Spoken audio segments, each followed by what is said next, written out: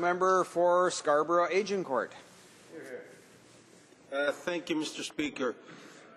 Mr. Speaker, you were sitting in the chair yesterday when there was an exchange between this side of the House and the government side about medical records that have gone missing.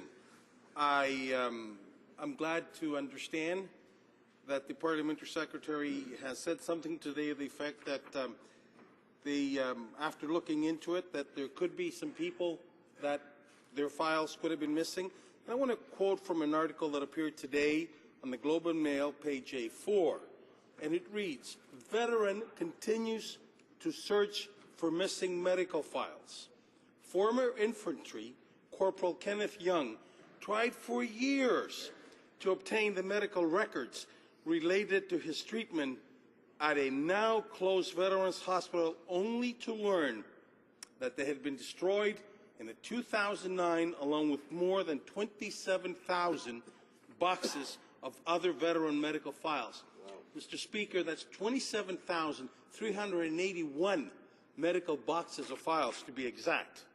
The article continues. He kept pestering the bureaucrats to find out that it got to the point where they said, "Don't write us anymore. If you have any other problems or questions, contact the Privacy Commissioner." And he states, which I did. A few months later, the Privacy Commissioner called me up, and this is Mr. Kenneth Young saying, and said to him, "Well, your files were destroyed." The Privacy Commissioner's office sent Mr. Young an email from 2009 in which Valerie Stewart, the supervisor, National Information Holdings for Veteran Affairs, explained to the department staff that Library and Archives Canada had reviewed the hospital patient files and determined that they did not have archival values. Mr. Stewart went on to say that officials at the Veteran Affairs Department had determined that there's no potential research values in these files, and he proceeded and urged that, quote, "we proceed these destructions of these files." And the Parliamentary Secretary, and I would quote from the newspaper, indeed, and it mentions the Parliamentary Secretaries by name, which I won't, I know in this House can't say that, quote, "no active living veterans file was involved in this process." Not true. Well, here we got, Mr. Speaker. I mean, I know I'm not supposed to show this to you, but, you know, like, here's a picture of the veteran. He's alive. He's 65 years old, and yet the department had him as dead. There's many more other such veterans whose files have been missing, have been plucked, if I may use that word, as a lot of veterans are saying, and there's even orderlies that are coming forward and saying, "We were ordered to cleanse the files. We were encouraged to pull stuff out of the files." Well, I do accept my honourable friend's, I guess, his light and view of his mistake, and I hope that we both wish Mr. Young to live to be a very old man. So having said that, in the spirit of friendliness, allow me to speak to Bill C-11 and say we will be supporting it, but we would like to, I'll start off by proposing straight off the bat a change, and maybe the minister will take this as an offer that we on this House would like to work with him. I could be mistaken, but in looking carefully at this bill, I didn't see any funds allocated that says we will provide funding in order to provide a bridge for the veterans that they can get to learn the job that they're applying for, or for us to give them training for the job that they're applying for. Because a lot of the veterans, Mr. Speaker, we're in the Army. We teach them one skill, and that is kill or be killed. Survive in order for you to be able to kill tomorrow, if I can put it bluntly as such. But they learn how to do a lot of things, and if I was to quote some of the veterans, Mr. Speaker, I tell you, some of the stories that these veterans are telling us, they were trained in order to provide for us the democracy that we have here today. And I'm sure the minister, in his previous life as an officer, was also trained in some of these very skills. But we also have to provide for them the necessary tools that they now can apply for and have those skills in the new jobs that are supposedly been opened in the department. So, having said that, I hope the minister will take this as an offering and says, yep, we will provide training and money, and money is indeed something that is needed, and being a bill that's come from the government and changes that require money, this is something that the minister can certainly look into it. However, there is a few small problems. Placing injured veterans at the head of the hiring line is an empty pledge unless there's money for readjusting, retraining comes with it. In an era, especially, that the federal government is laying off government workers, and there's a hiring freeze. So on one side, we're saying we're going to give the veterans the right to be in front of the line, and on the other side, we've got hiring freezes.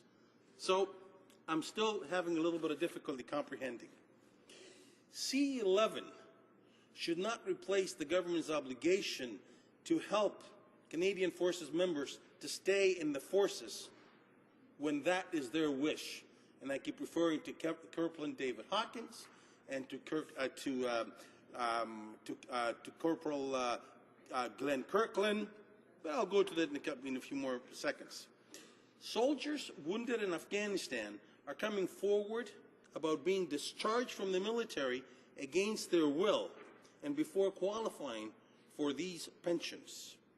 This breaks a conservative government promise that service members injured in the line of duty should serve as long as they want in Canadian Forces.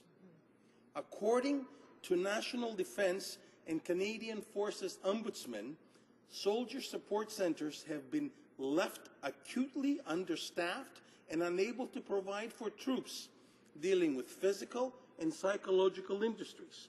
The purpose of the centres is to help injured soldiers and members of the forces return to active duty on transition to civilian life.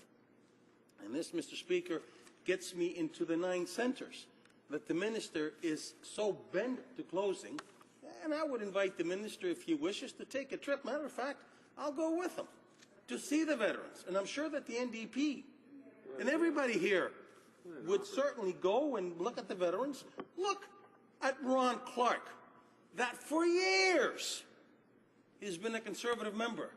And if I were to repeat in this House what he said about the minister in that part of the world, I'd probably get kicked out. He says, my royal, whatever, it's unparliamentary, so I won't repeat it. Maybe I'll let Mr. Clark or somebody can tune into YouTube and see it.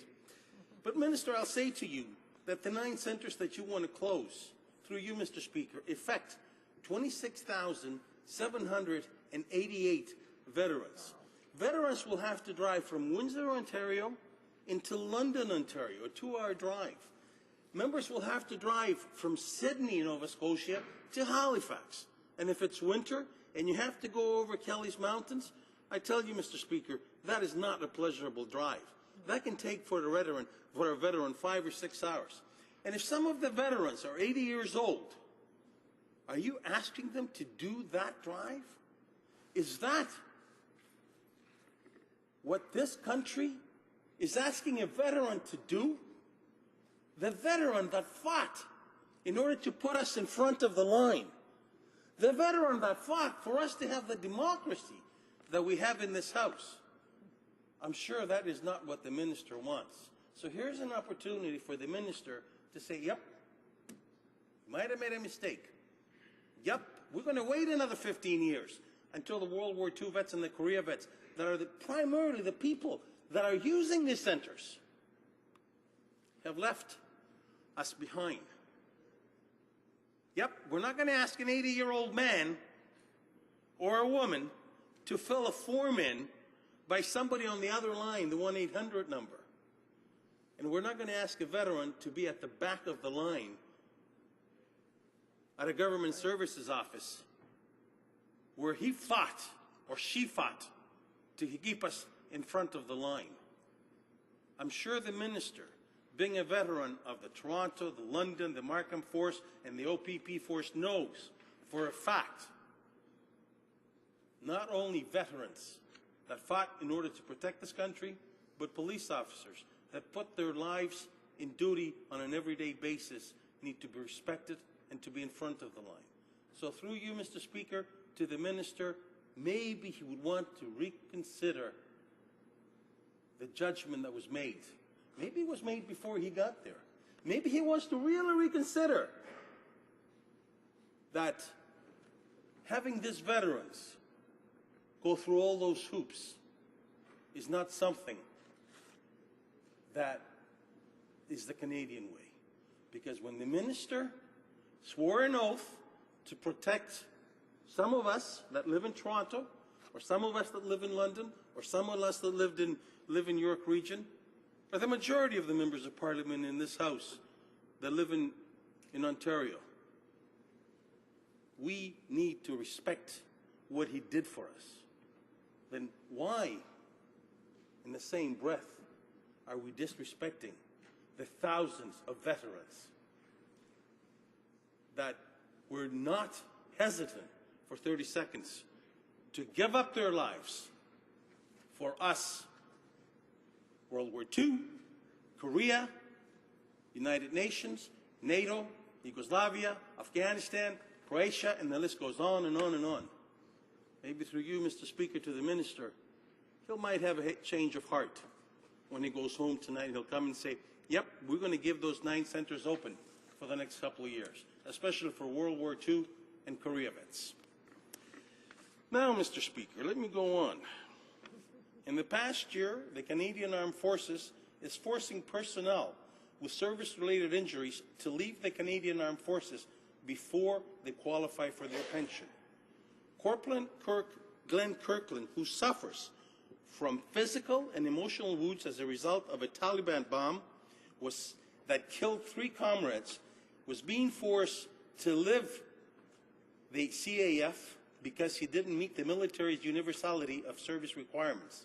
Last June, Minister of Defense said in the House of Commons, any Afghan vet injured in combat would not be released as a result of these injuries. Recently, Corporal David Hawkins, a reservist from London, Ontario, matter of fact, St. Thomas, Ontario, with post-traumatic stress, was forced out a year before he was able to collect a fully indexed pension.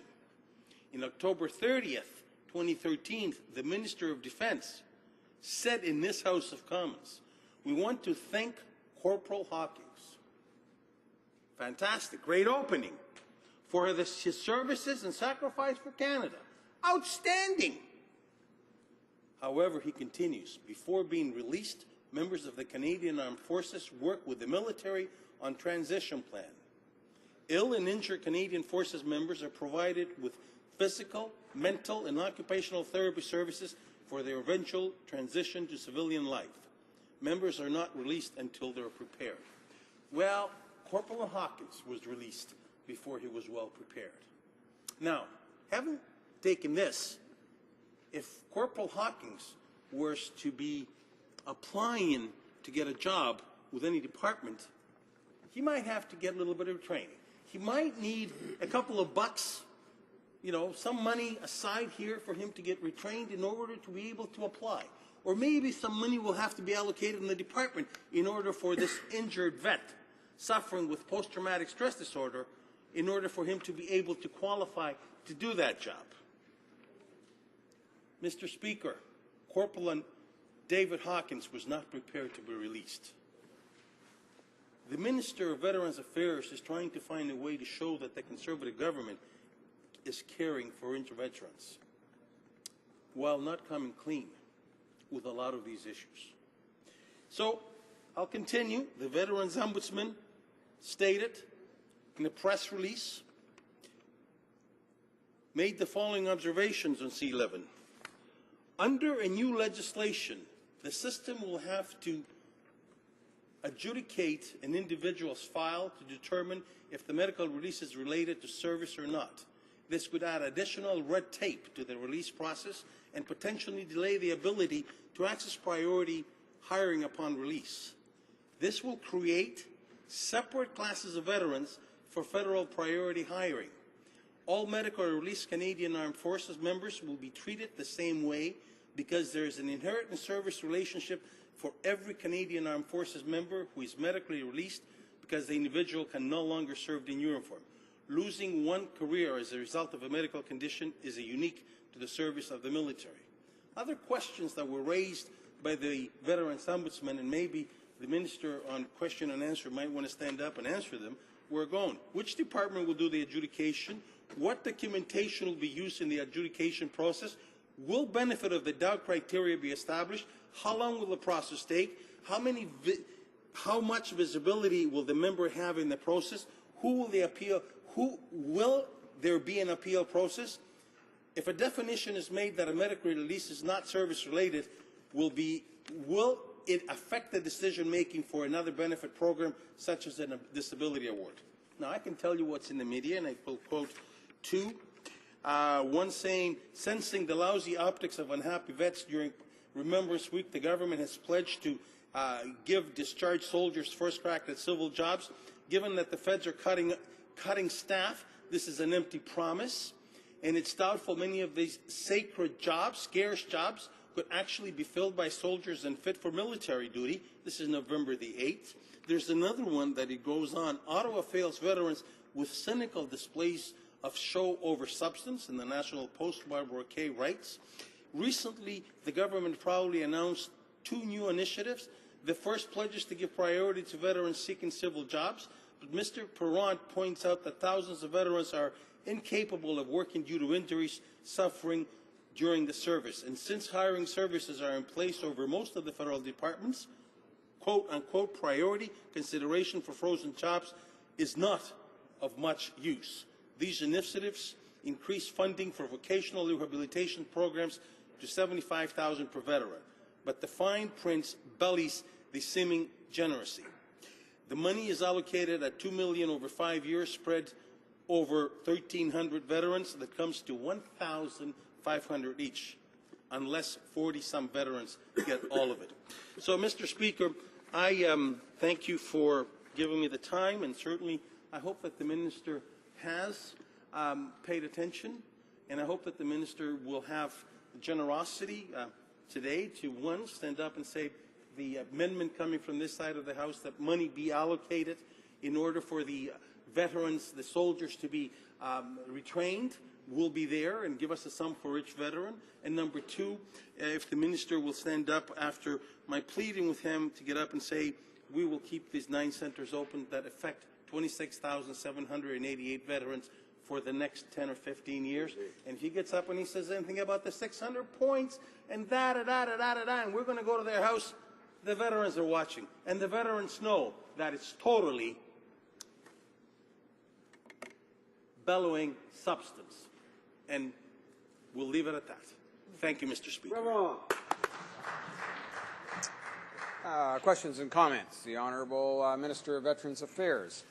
Well, thank you, Mr. Speaker. I can't even begin to respond to all of the lack of factual data and scaremongering that certainly has come from that particular member ongoing.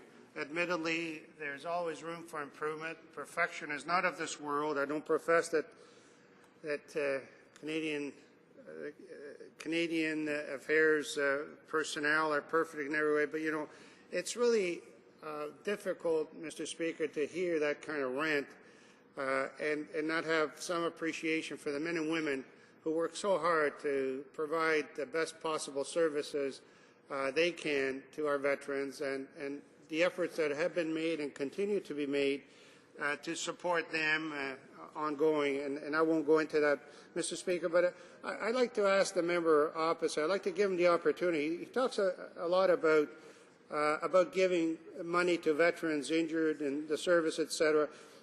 And I have to reflect back on his comments that, and I quote, "That's like hanging a case of beer in front of a drunk. They go and spend it either on trying to buy a house or buying a fast car or spending it on booze and addiction. That is such an irresponsible, out-of-touch comment, and I'd like to give the member opposite an opportunity to equate or relate to that particular comment and his rhetoric just now. The other thing, too, Mr. Speaker, I must take exception to his comments that all we do with our veterans is teach them to kill or be killed. That is such an uninformed, uneducated, crass comment, and I can't even begin to express myself. Well, why don't I give the member opposite, Mr. Speaker, an opportunity to answer? The honourable member for Scarborough Agincourt. Order.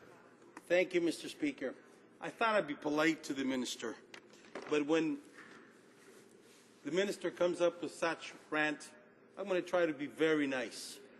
Because if I was to say, when the God was giving brains, the minister might have heard trains, that would be irresponsible of me. If I was to say that for ages, I was telling the minister the medical files were being destroyed, was in denial until it hit the press this morning.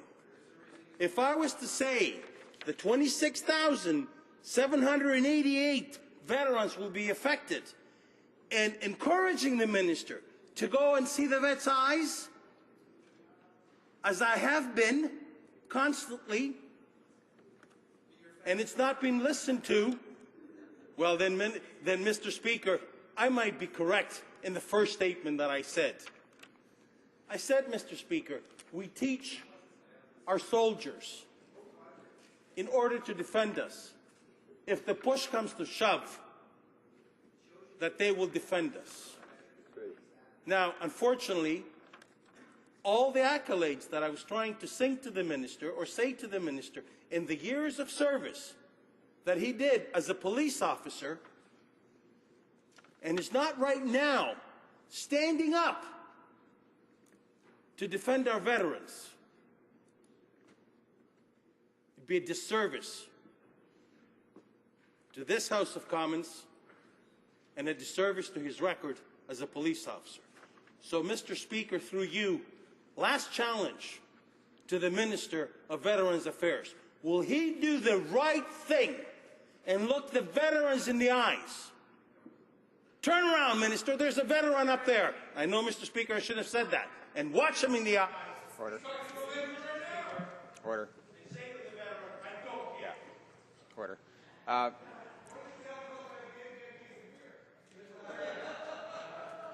Order. Just recall or remind honourable members to direct their comments through the chair, and just as another reminder that characterizations of individual members in the House or other parliamentarians are generally bounding on unparliamentary language. I didn't hear anything specifically, but it was pretty close, and just once we tip into that kind of discourse in the House, invariably disorder can occur, and that's when we get some unparliamentary scenarios arising. So questions and comments? Yes, questions and comments. The honourable member for Sackville Eastern Shore. Well, thank you very much, Mr. Speaker, and I thank my colleague for his speech. But one of the questions I have for him is the opportunity for veterans who are disabled, either physically or psychologically, in order to be retrained, to have the opportunities for them, their spouses, and their families in order to enter into the workforce, to become productive citizens once again, and to feel that they have worth to our society. That was the whole aspect of the new Veterans Charter. But the problem is, Mr. Speaker, a lot of additional benefits that these veterans may require are very difficult to access. The bureaucracy within to get them is quite challenging. So I just want to give my honourable colleague from the Liberal Party, and I, first of all, congratulate him on his new post as critic for the Federal Liberal Party, and I wish him good luck in that assumption, and let him know that I will assist him and the government at any time when it comes to issues of Veterans Affairs. But if he could answer or comment on my comment, that would be greatly appreciated. Thank you. For Scarborough Agincourt. Thank you, Mr. Speaker. I want to thank my colleague from the NDP and congratulate him on being named the Parliamentarian of the Year, if I'm not mistaken, today. So I'm sure that everybody in this House will certainly join me in doing that. The new Veterans Charter, we all bought into it. It was sold to all of us, all parties. We voted on it. No member from that time to now is to be excluded, myself included. But we have understood there's difficulties with it, and we've seen that it has some changes that it's needed. I've been hearing from a lot of vets that the old way was they give you a pension and there was no retraining, there was no other things that were available, and maybe some of the things that are in the NVC should be kept as well as returned back to a wounded soldier versus the lump sum that we also give them a monthly pension. And to clarify, Mr. Speaker, when I was in power and politics, I stated, and this is where a lot of the minister leaves the comments out, that I quoted the executive director of Wounded Warriors. So in the letter that the Conservative Party sent out, they did ... leaving that out, which is a real shame on them, and they tried to use that as a fundraising tool. And again, that is certainly not respecting the veterans. So I'm looking forward to working with the NDP as well as the government of the House for us to come to some understanding that we need to make changes. I proposed this change today here, and it was really a shame that instead of saying, yep, you got a good point there, we'd like to help you, that I got a personal attack again from the minister. Thank you, Mr. Speaker.